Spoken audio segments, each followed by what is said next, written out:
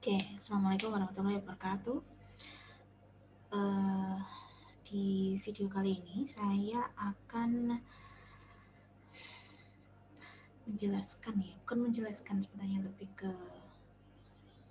give you the reminder and a little bit motivation on how you need to read more, ya, gitu.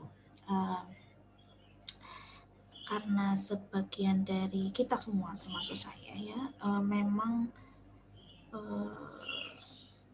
mungkin mengalami kesulitan memahami suatu reading, memahami suatu artikel gitu kan ya, karena berbagai macam faktor. Di pertemuan bahasa Inggris sebelumnya, saya mereview bahwa ada beberapa dari kita semua, sekali lagi termasuk saya, yang mengalami kesulitan untuk memahami suatu reading, baik itu bacaan pendek maupun bacaan panjang. Nah, mari kita belajar bersama on how we understand more and practice more in understanding any kind of reading, ya. Okay. The first thing that we need to know if we want to understand any kind of reading is we have to know the purpose and the goal. Jadi harus paham dulu tujuan kita itu apa sih gitu. Alhamdulillah kalau misalkan kita membaca itu karena memang suatu kebutuhan ya gitu, kayak misalkan kalau nggak baca itu nggak enak gitu. If we already in that level then good for you, good for us gitu kan ya. Tetapi kalau memang kita masih merasakan keterpaksaan gitu ya dalam membaca gitu, then we need to focus our energy on our goal. Kita harus memfokuskan energi kita itu ke tujuannya kita itu apa gitu ya. Jadi harus paham dulu tujuannya. If you want to read for having fun, with fun reading, then good. Continue doing that and expand your practice more on other kind of readings that you find it a little bit less fun. Jadi kayak misalkan kalau kalian senangnya baca novel, baca komik gitu, tapi pada suatu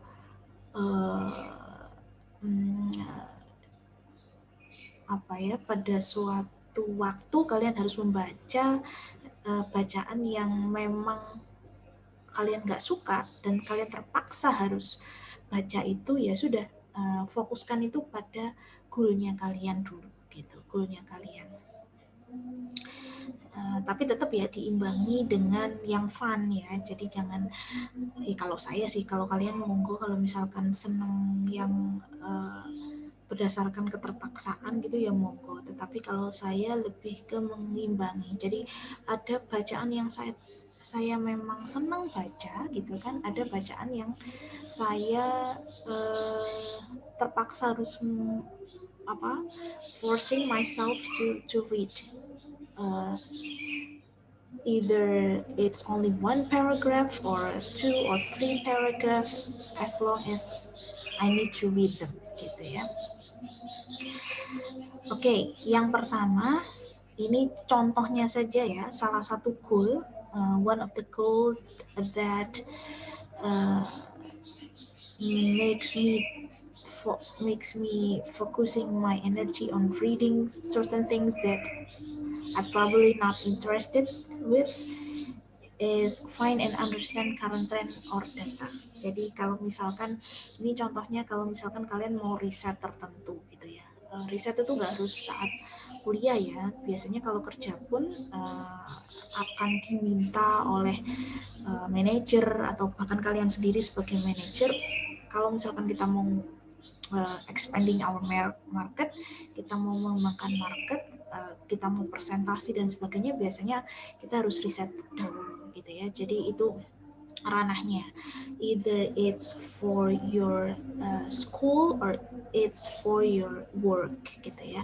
Pertama, know your topics. Jadi untuk fokus ke keywords-nya dulu. Jadi know your topics and the keywords and the numbers if necessary and the source. Jadi ini yang biasanya saya lakukan ya. Kalau nanti kalian punya cara lain yang membuat kalian lebih paham gitu, yang membuat kalian paham, that's fine. Just do that makes you understand gitu ya. Ini menurut pengalaman saya sendiri. Jadi kalau misalkan dari riset gitu, ini saat penelitian ya, misalkan saya pengen riset tentang topik tertentu gitu, misalkan ya sudah saya fokuskan ke situ dulu gitu. Saya cari keywordsnya. Misalkan kalau saya pengen tahu data, current data atau data saat ini tentang pengguna internet atau pengguna atau tingkat literasi keuangan atau tingkat literasi digital di Indonesia gitu kan. Kalau kita ngomong tingkat, level dan sebagainya biasanya fokusnya ke angka kan gitu. Tetapi sebelum ke angka saya harus tentukan dulu keywordsnya apa, kata kuncinya yang pengen saya cari itu apa sih.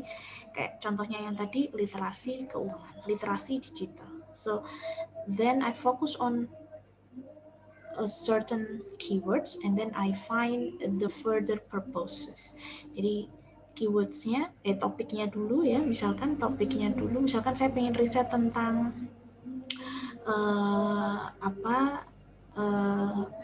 persepsi mahasiswa untuk menggunakan misalkan atau untuk berinvestasi dengan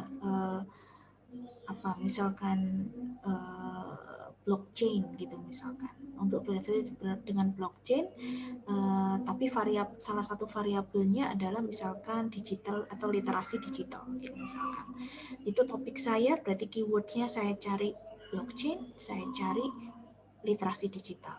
Setelah itu tujuan saya berikutnya adalah kalau misalkan saya ingin mencari data, ya sudah saya fokus on numbers gitu kan ya. Numbersnya saya dapatkan dari keywords itu tadi. Dan yang terakhir, don't forget the source ya. Jangan lupa untuk tahu sumbernya dari mana. Itu penting sekali kalau kita tujuan kita adalah ingin mencari atau memahami current data atau data yang terbaru gitu ya. Oke, nah ini contohnya aja. Ini saya kasih contoh property developers. Jadi saya pengen riset tentang misalkan tentang behavior milenial dalam berinvestasi di properti gitu misalkan. Jadi saya pengen tahu nih behavior milenial sekarang di properti itu seperti apa dan efeknya terhadap industri properti dan harga saham properti gitu misalkan. Nah, saya fokusnya berarti topik saya, berarti keywordsnya saya cari milenial, saya cari properti, housing, market dan sebagainya. Itu kan ya. Saya ambil dari beberapa artikel ya, artikel di berita dan salah satu report dari salah satu perusahaan properti ya. Nah ini saya ambil dari Jakarta Post. Berarti saya cari properti, saya cari milenial. Kalau sudah benar seperti ini artikelnya, ya sudah saya baca berikutnya. Saya baca beritanya dan sebagainya. Berikutnya saya cari lagi di artikel yang lain, dari sumber yang lain. Ini kalau nggak salah Gapura Bali dan sebagainya. Jadi saya cari keywordsnya millennial housing. Housing ini kan bagian dari properti. Ya sudah, saya kumpulkan itu. Jadi we have to focus on the keywords gitu ya.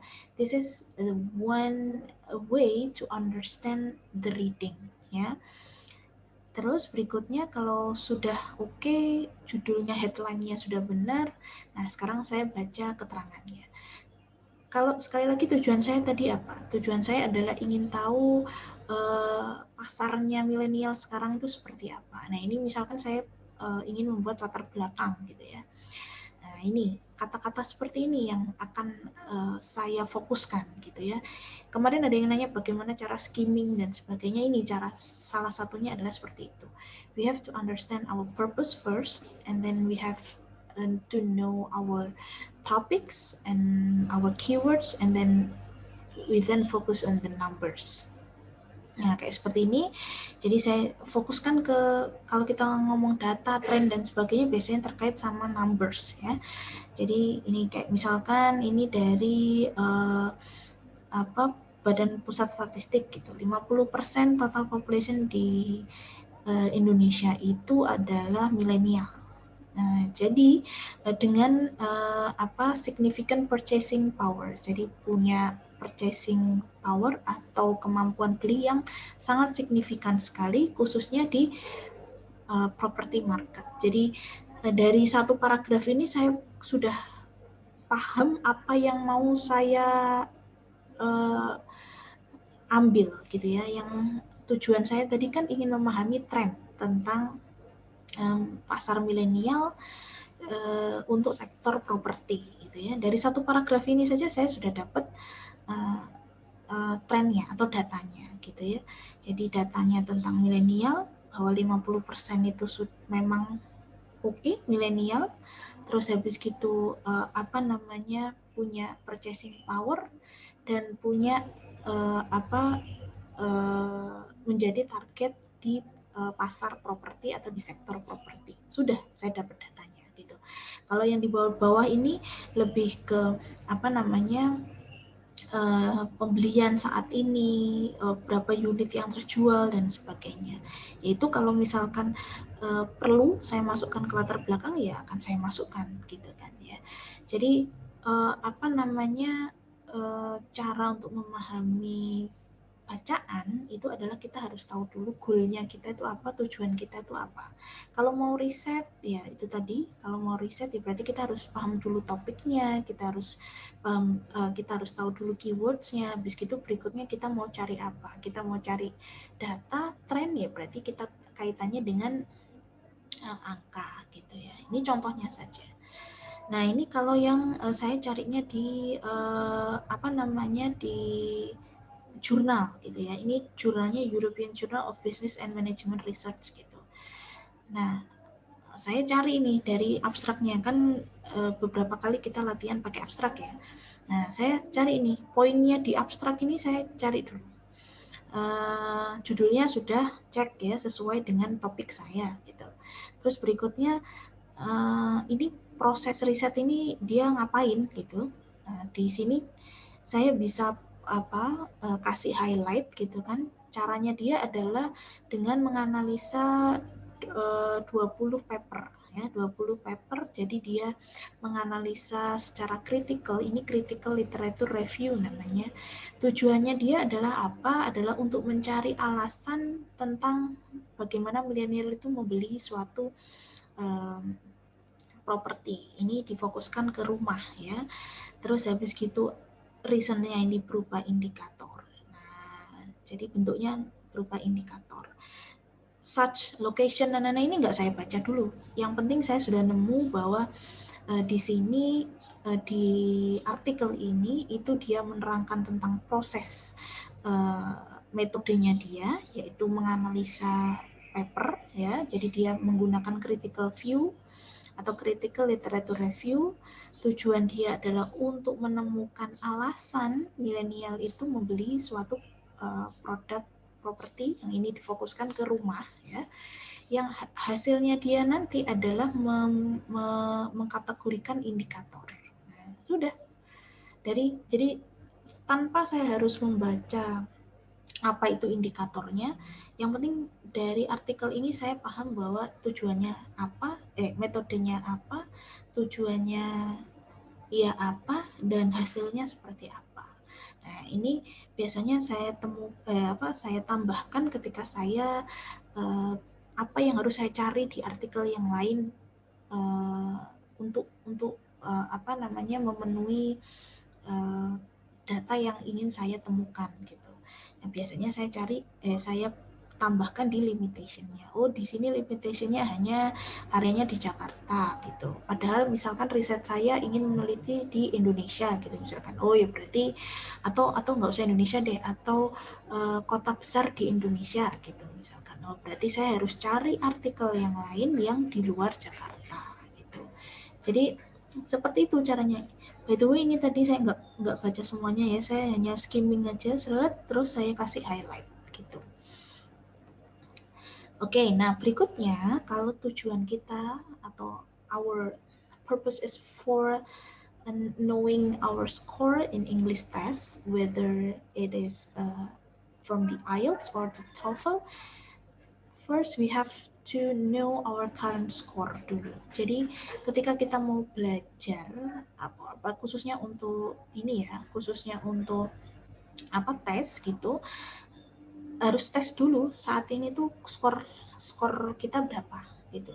Nggak bisa langsung belajar. Kalau saya tes dulu skor saya berapa, saya kurangnya di mana gitu ya. Ada motor lewat. Saya kurangnya di mana, paling rendah skor saya itu di section yang mana gitu kan. Baru saya belajar fokusnya di situ gitu. Kalau misalkan reading saya misalkan lebih jelek daripada speaking gitu misalkan, kalau kita ngomong di IELTS ya sudah, ya berarti saya banyakin latihan di reading gitu. Kalau di TOEFL juga seperti itu, misalkan reading saya kok jauh dari skor saya di structure, ya sudah, berarti saya fokuskan di reading gitu. Intinya we have to know our current score dulu. Jadi harus tahu skor kita berapa dan kita mau target berapa gitu. Itu yang penting sih. Misalkan kalau IELTS itu targetnya 7 gitu misalkan. Posisi saya sekarang 6. Berarti saya harus naik 1 poin gitu. Kalau misalkan di TOEFL misalkan saat ini saya 49. Padahal kalau mau dapat nilai 550 atau 575, saya harus dapat skor TOEFL misalkan 60 gitu misalkan. Ya sudah, berarti gapnya dari skor saya saat ini ke target skor saya itu berapa. Nah, itu untuk mengalokasikan energi sebenarnya, energi untuk belajar ya. Jadi bedanya ini sekali lagi ini pengalaman saya, kalau nanti kalian butuh tes ini, kalian harus tahu dulu apa tujuan kalian, kenapa IELTS, kenapa TOEFL ya. Saya nggak bisa jelaskan detailnya latihan IELTS, TOEFL itu seperti apa gitu. Itu panjang sekali, cuman ini saya share menurut pengalaman saya sendiri. Bukan tips ya, ini saya nemu untuk saya, nyamannya untuk saya adalah ini. Pertama, tipe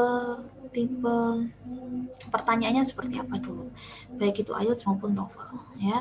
Berikut kalau IELTS saya menjawab yang susah dulu. Kenapa saya menjawab yang susah dulu? Karena bedanya ya, IELTS sama TOEFL itu, kalau IELTS itu nggak ada pertanyaan pilihan, kalau TOEFL kan semuanya pertanyaannya pilihan ya.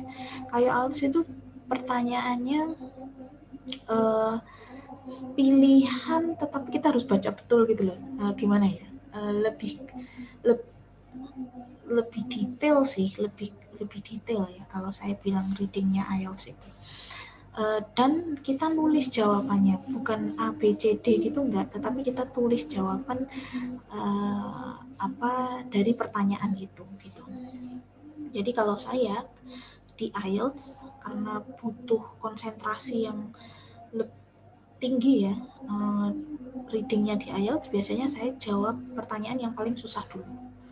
Yang paling susah dulu karena nanti kalau sudah 10 menit, 15 menit gitu kan sudah liur gitu ya, sudah ngelayang gitu, setidaknya yang saya baca sudah lebih mudah daripada 15 menit pertama. Itu cara saya memahami IELTS. Jadi pertama saya pahami dulu tipenya, habis gitu saya baca yang susah dulu.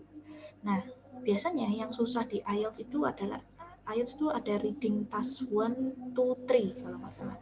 Jadi biasanya yang ketiga itu yang pertanyaannya susah-susah. Nah, itu yang biasanya saya kerjakan dulu. Kalau TOEFL kebalikannya, saya biasanya kerjakan yang gampang dulu. Contohnya yang pilihan misalkan kata apa itu biasanya refer pada atau punya arti yang sama dengan kata apa. Nah itu biasanya kan biasanya yang di kuis yang saya buatkan di tugas-tugas di Sepada, nah itu biasanya saya ikut caranya TOEFL. Terus kayak misalkan kata ini pada baris kesekian, paragraf kesekian itu mengacu pada apa. Nah itu kan gampang ya. Nah itu yang biasanya saya kerjakan dulu. Kenapa saya coba kerjakan yang mudah dulu kalau di TOEFL?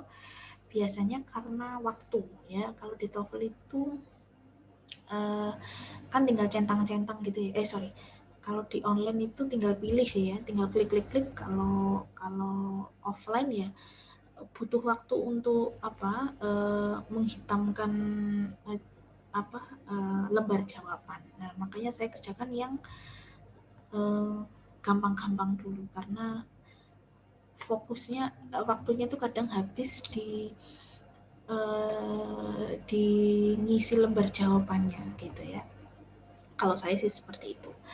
Nah, sisanya adalah ya sudah harus bertahan untuk membaca apapun yang ada di hadapan kita karena memang target kita kan mau dapat nilai ya. Jadi dapat nilai untuk tahu kemampuan kita saat ini di mana kan gitu kan. Kemampuan kita saat ini di mana. Jadi ya untuk tahu skornya ya berarti ya memang mau nggak mau ya harus just make yourself get through the rest ya.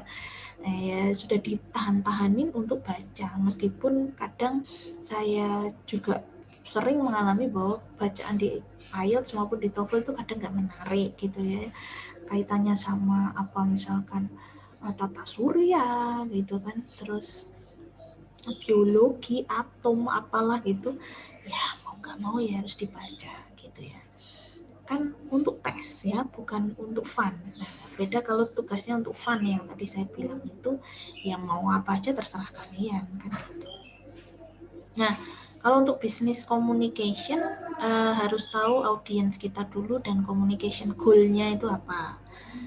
Jadi ini biasanya terlihat di subjek email, apakah itu untuk informing, negotiating, persuading, administration, or just others gitu ya. Jadi it's easier actually karena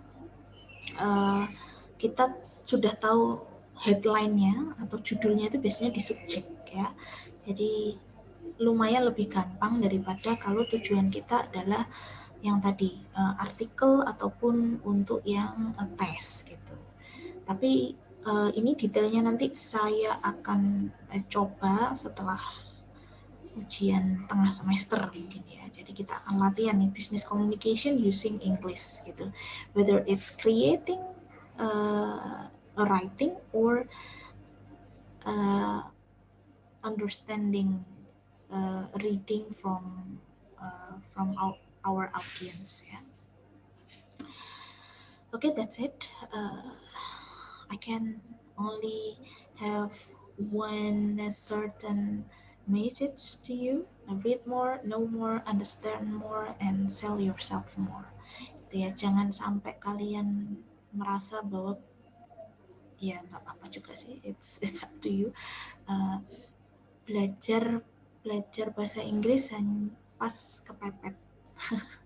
Biasanya ini nih sering terjadi ini waktu butuh TOEFL, waktu butuh IELTS, atau pas kita ditugaskan di perusahaan yang ternyata butuh bahasa Inggris baru belajar, wis telat ya. Ya kalau misalkan kalian pada situasi itu ya gimana ya, saya ya itu pilihan kalian, itu don't blame others gitu ya, jangan menyalahkan yang lain gitu.